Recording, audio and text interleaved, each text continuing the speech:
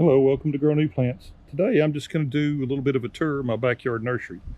So if you've been watching any of my videos, you see this is my greenhouse, and I'm to the point now where I'm putting the bracing on. Get a little sneak preview. I got one of my wind braces up over there.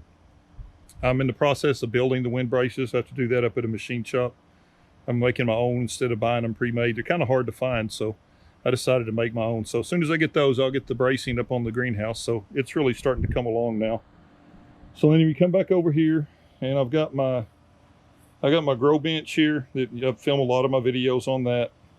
And then these right here are just stock plants. These are plants that I've accumulated that I'm going to use for propagation.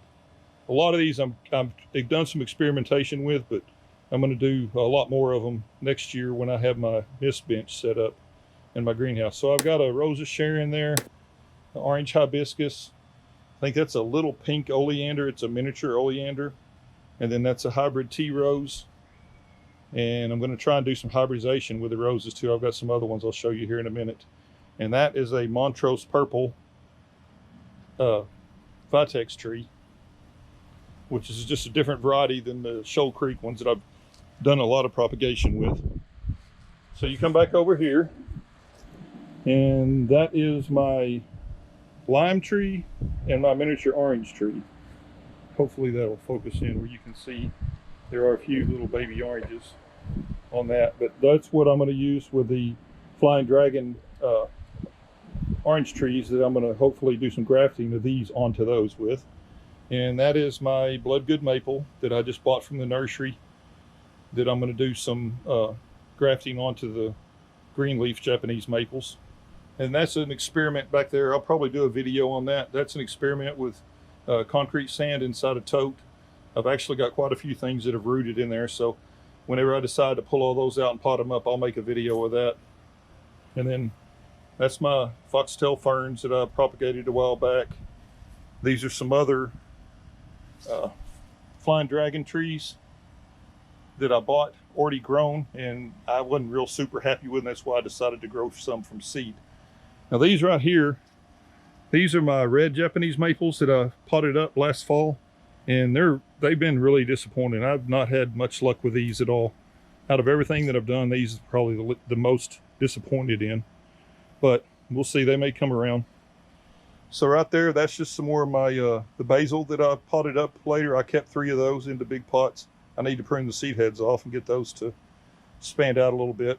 And then here I have 4 more tea roses that I bought, and these things are really little. They're grown great, and they've already started budding out, but those I'm going to pot up into some bigger pots. Probably going to put those in whiskey barrels, and I'm going to try and do some hybridization and obviously some propagation off of those too. And then right here across the front here, these are a bunch of, I think I got 10 different varieties of crepe myrtles that I bought. They were really small, obviously. They've grown quite a bit since I've got them, but they're like a Sioux and a Tuscarora. What else do I have in there? A Siren Red. I have a Pokemoki. I think that's how you say that. Pink Velour, a Tonto, Red Rocket, and a couple other different varieties. But I'm going to let these grow up and get a little bit bigger, and I'll use those for propagation next year when I get into my greenhouse and I have my misting system set up. So right here is my Takakiyama Japanese maples, and I'm real happy with these. They've done really well. They're filling out nicely. They were basically 1 gallon when I got them, and I planted them into 5-gallon Rootmaker pots, and these are doing real nice. These will probably be ready to sell by next year. And then here are my 100 green Japanese maples, which I bought just for grafting. They've actually done really well. They were probably below the fence rail there earlier, so they probably already put on another 2 feet or more, and the stem diameters are getting pretty good on them. I've got a couple that I've played with. I've not had a lot of success with my grafting yet. I've got 2 here that I grafted. Did those off camera. They look like they're doing okay so far. We'll just have to wait and see. Grafting is obviously not as easy as people make it out to be. So over here I have my Shumard Red Oaks. Got a couple other miscellaneous trees mixed in there, but those are mainly the Shumard Red Oaks that I grew from seed earlier this spring. And then here's I've got around 50 pecan trees which I'm growing those also to graft onto. There's another couple Shumard Red Oaks mixed in there. And then you get back down here, and these are my Bur Oaks. And they're in various phases. Some of them are doing really well. Some of them are still kind of small, but they all look healthy. And come down here. Okay, so right here, I've got my Flying Dragon orange trees.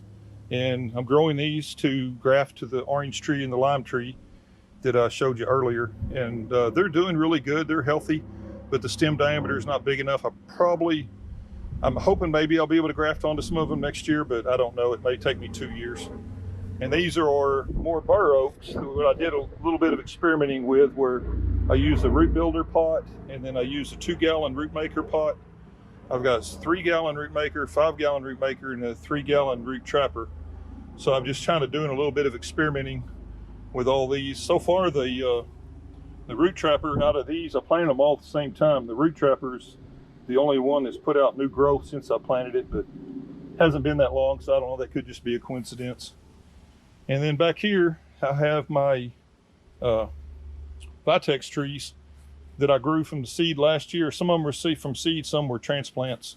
So I've got all these along here, and they don't look real big because I keep pruning them back to stimulate branching, but as you see, every time I prune them back, they put out tons. Every one of these, you can see every one of them where I cut them back, you can see where they put out new growth. They branched out, put out new growth almost immediately.